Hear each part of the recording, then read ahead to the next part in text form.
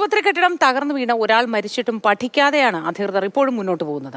പാലക്കാട് ചിറ്റൂർ താലൂക്ക് ആശുപത്രിയിൽ പുതിയ കെട്ടിടത്തിന്റെ പണി പൂർത്തിയായിട്ടും രോഗികൾ ഇപ്പോഴും പഴയ കെട്ടിടത്തിൽ തന്നെ. സ്ത്രീകളുടെ വാർഡ് പ്രവർത്തിക്കുന്നത് ചുമർ തകർന്ന കെട്ടിടത്തിൽ. 1.5 മാസം മുൻപാണ് പുതിയ കെട്ടിടത്തിന്റെ ഉദ്ഘാടനം മുഖ്യമന്ത്രി നിർവഹിച്ചത്. വിഷ്ണുപ്രകാശ് വിശദവിവരങ്ങളുമായി നമുക്കൊപ്പം ചേരുന്നുണ്ട്. Vishnu, good morning.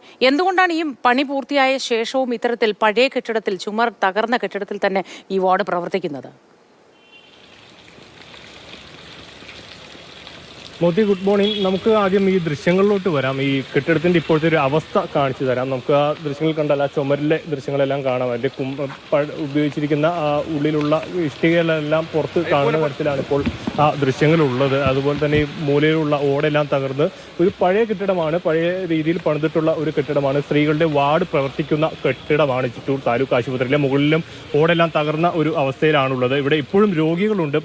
ഏകദേശം 10ഓളം വരുന്ന ബെഡ് സൗകര്യമാണുള്ളത്. ഇപ്പോൾ ഒരു 4 ബെഡിലുള്ള രോഗികളെ നമുക്ക് ഇവിടെ തന്നെ കാണാം. സ്ത്രീകളായിട്ടുള്ളവരാണ്. അവരുടെ ബൈസ്റ്റാൻഡേഴ്സ് അടക്കം ഈ ആശുപത്രിയിലെ ജീവനക്കാരും അവരുമായി ബന്ധപ്പെട്ടുള്ള ആളുകളെല്ലാം ഈ ആശുപത്രിയിൽ പ്രവർത്തിക്കുന്നുണ്ട്. ആ ഒരു കെട്ടിടമാണ് ഈ നിലയിലോട്ട് മാറിയിട്ടുള്ളത്. വർഷങ്ങളായിട്ടുള്ള ഇവരുടെ ആവശ്യമായിരുന്നു ഒരു പുതിയ കെട്ടിടം എന്നുള്ളത്. അത് കഴിഞ്ഞ 1.5 മാസത്തിന് മുൻപ് മുഖ്യമന്ത്രി പിണറായി വിജയൻ നേരിട്ടെത്തി ഉദ്ഘാടനം നടത്തിയ ഒരു പുതിയ കെട്ടിടവും ഇതിനോട് ചേർന്ന് തന്നെയുണ്ട്. അപ്പോൾ ഈ ഉദ്ഘാടനം കഴിഞ്ഞ ശേഷവും 1.5 മാസമായിട്ടും ഈ ആശുപത്രിയുടെ പ്രവർത്തനം ആ പുതിയ ആശുപത്രിയിലോട്ട് മാറിയിട്ടില്ല എന്നുള്ളതാണ് നമുക്ക് മനസ്സിലാക്കാൻ കഴിയുന്ന കാര്യം. അതിൽ ഇവർ പ്രത്യേകമായി എടുത്തു പറയുന്നത് കേന്ദ്ര പൊതുമേഖലാ സ്ഥാപനമായ ഹൈറ്റ്സിനായിരുന്നു ഈ പുതിയ കെട്ടിടത്തിന്റെ നിർമ്മാണ ചുമതല.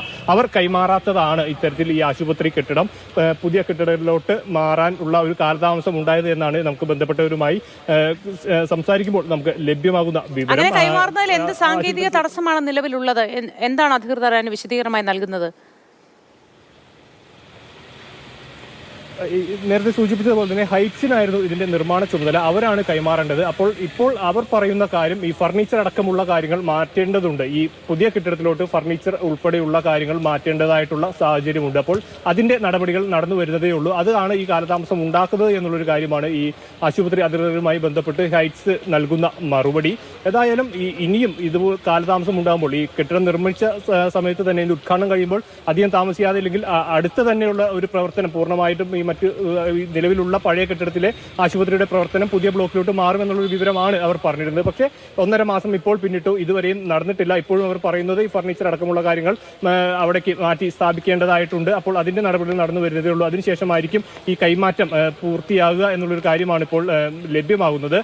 അതുപോലെ തന്നെ ഇനിയിപ്പോൾ ഈ കാര്യത്തിൽ ഇവിടെ ആശുപത്രി ജീവനക്കാരുടെ എണ്ണത്തിലും ഒരു കുറവുണ്ട്. നിലവിൽ ഇവിടെ 93 ആശുപത്രി ജീവനക്കാരാണുള്ളത്. അപ്പോൾ പുതിയ കെട്ടിടം എന്ന് പറയുമ്പോൾ ഒരു 7 നില കെട്ടിടമാണ്. ഇപ്പോൾ ഉള്ള ആശുപത്രിയേക്കാളും വലിയ സൗകര്യങ്ങളും മറ്റും നിർമ്മിച്ചിട്ടുള്ള കെട്ടിടമാണ്. അപ്പോൾ അവിടെ കൂടുതലായിട്ടുള്ള ജീവനക്കാരെ അവിടെ ജീവനക്കാരെ നിയമിക്കേണ്ടതായിട്ടുള്ള മാത്രമാണ് ഇത്തരത്തിൽ ഇത്രയും ശോചനീയ അവസ്ഥയിലുള്ള കെട്ടിടത്തിൽ പ്രവർത്തിക്കുന്നത്, അതോ മറ്റ് വിഭാഗങ്ങളും ഒക്കെ ഇതുപോലുള്ള കെട്ടിടത്തിൽ തന്നെയാണോ? ഇതിനടുത്ത് മറ്റേതെങ്കിലും സെക്ഷൻ ഉണ്ടോ? കാലപ്പഴക്കം ചെന്ന കെട്ടിടങ്ങളാണ് ഇപ്പോൾ അവിടെയൊക്കെ ഉള്ളത്. നമുക്ക് ആ ദൃശ്യങ്ങൾ കാണിച്ചാൽ അവിടേക്ക് കാണിക്കുകയാണെങ്കിൽ അത് വാർക്ക കെട്ടിടമാണ്. അത് പുതിയ കെട്ടിടമല്ല, പക്ഷേ ചിറ്റൂർ താലൂക്ക് ആശുപത്രിയുമായി ബന്ധപ്പെട്ടുള്ള കെട്ടിടം തന്നെയാണ്. അവിടെയൊന്നും ഇത്തരത്തിലുള്ള ഒരു ശോചനീയമായ അവസ്ഥയില്ല. സ്ത്രീകളുടെ വാർഡ് പ്രവർത്തിക്കുന്ന കെട്ടിടവും അതിന്റെ പിന്നിൽ തന്നെ മറ്റൊരു കെട്ടിടമുണ്ട്. അവിടെ ഇപ്പോൾ നിലവിൽ അടച്ചിട്ടിരിക്കുന്ന ഒരു നിലയിലാണ് നമുക്ക് ഇവിടെ നിന്ന് നോക്കുമ്പോൾ മനസ്സിലാകുന്നത്. ഈ ഒരു കെട്ടിടമാണ് ഏറ്റവും ശോചനീയമായ അവസ്ഥയിൽ ഇവിടെ കാണുന്നത്. നമുക്ക് ആ ദൃശ്യങ്ങളിൽ നോക്കിയാൽ കാണാം. നിലവിൽ ഈ കിടപ്പ് രോഗികൾ ഉണ്ടോ? നേരത്തെ വിഷ്ണു പറഞ്ഞതുപോലെ 5ഓളം പേര് ഇപ്പോഴും ഉണ്ട് എന്നാണല്ലോ പറയുന്നത്. അവരുടെയോ അല്ലെങ്കിൽ അവരുടെ കൂട്ടിരിപ്പുകാരുടെയോ അടുത്തേക്ക് എത്താൻ നമുക്ക് കഴിഞ്ഞിട്ടുണ്ടോ? അവരെന്ത് വിവരമാണ് തമ്മിൽ സംസാരിക്കുമ്പോൾ നമുക്ക് കിട്ടുന്നത്? മുത്തി, ഇവിടെ ഇപ്പോൾ ഈ ആശുപത്രിക്ക് അകത്താണ് ഉള്ളത്. ആ പേഷ്യൻസ് ആയിട്ടുള്ള ഒരു നമുക്ക് ദൃശ്യങ്ങൾ ഒരു 3-4 ബെഡിൽ ആളുകൾ നിൽക്കുന്നത് കാണാം. അതുപോലെ തന്നെ നഴ്സുമാരും അവരെ പരിചരിക്കാൻ വേണ്ട സംവിധാനവുമായി അവരും ഈ ആശുപത്രി കെട്ടിടത്തിനുള്ളിൽ തന്നെയുണ്ട്.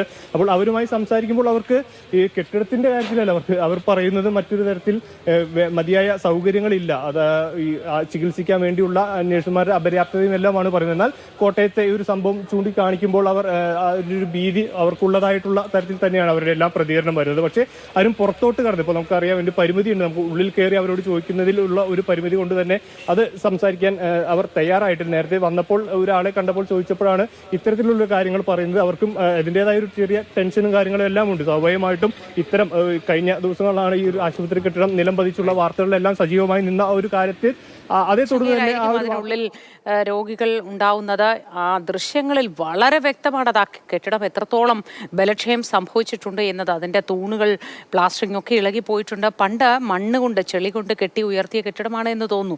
കാലങ്ങളെടുത്തു മഴയിൽ നനഞ്ഞും കുതിർന്നുമൊക്കെയാണ് ആ കെട്ടിടമുള്ളത്. അവിടെയാണ് ഇപ്പോഴും കിടപ്പ് രോഗികളടക്കം ചിലവഴിക്കുന്നത്.